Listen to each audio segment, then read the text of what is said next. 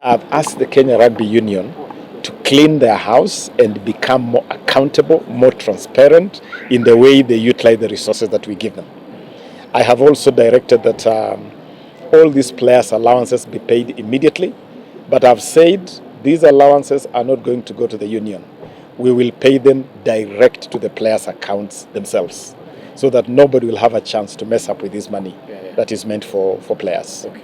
And in future, I've asked all sports people, please bring your requests to us in good time.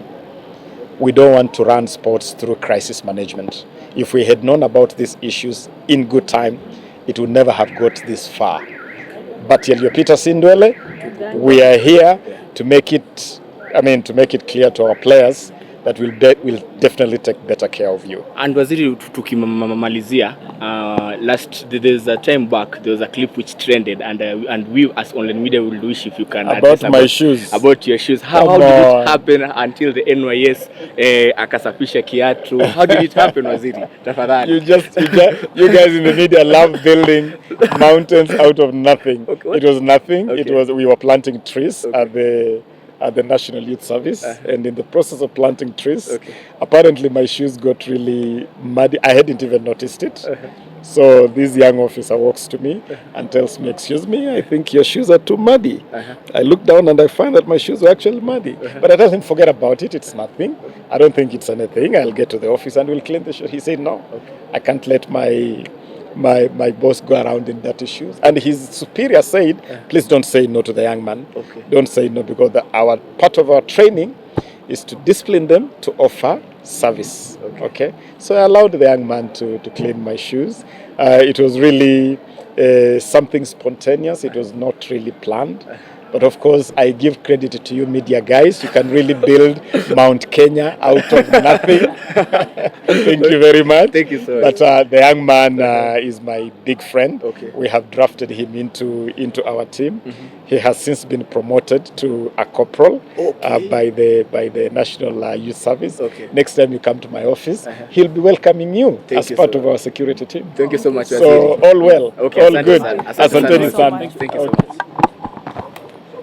Thank you. The whole art space, music, fine art or visual art, you're talking about theater, fashion, film, all that constitutes what now falls under the Department of Art at the Ministry of Youth Affairs, Sports and the Arts.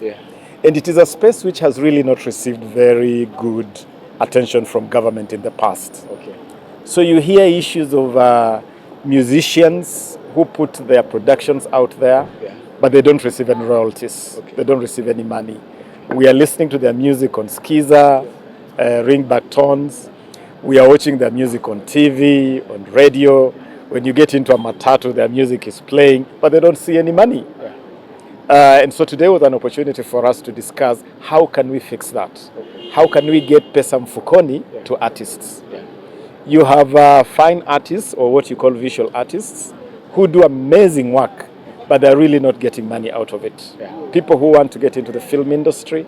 So today, I convened the stakeholders in this sector for us to start a journey that can turn the creatives into a mega industry, an industry that can provide employment for our young people and also be a big contributor to GDP, to contribute to our economic growth.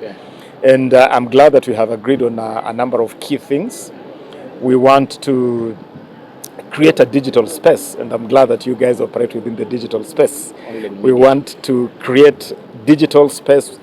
We are launching a portal called the Talanta Hela portal, which is going to be a platform where you can bring your creativity, record whatever you want to record, put it up there. We'll have people who will assess it. If you have talent, we'll give you an opportunity to grow your talent through the Kenya Academy of Sports and Art. We want to market your art so that we can turn you into a megastar. We also want to increase revenues to artists through different ways.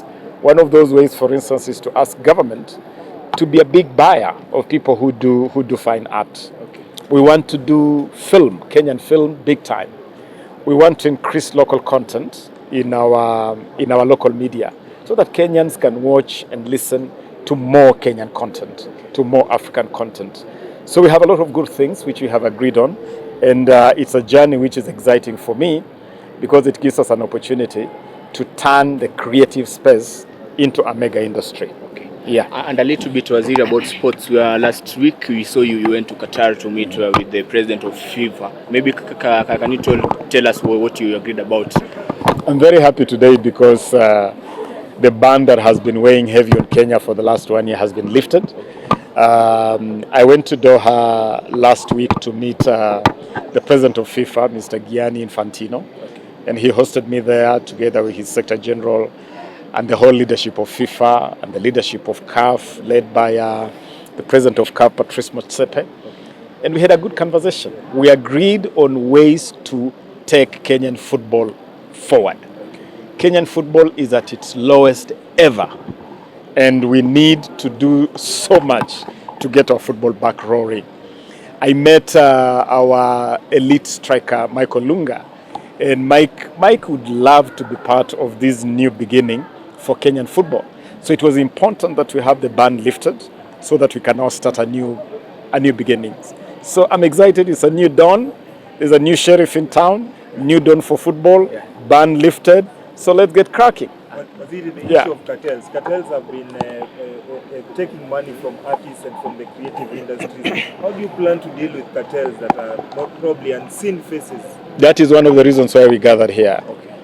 I mean, it is so shameful, it is so painful that musicians work so hard to create, to put their creativity out there, and we enjoy their creativity. Yet there are some crooks out there, some cartels that steal their money, that live big on the money that belongs to artists. We have given them notice that we are going to scatter them to the four winds. If you're playing around with money belonging to artists, belonging to musicians, your days are so numbered. Your days are so numbered. We are putting in place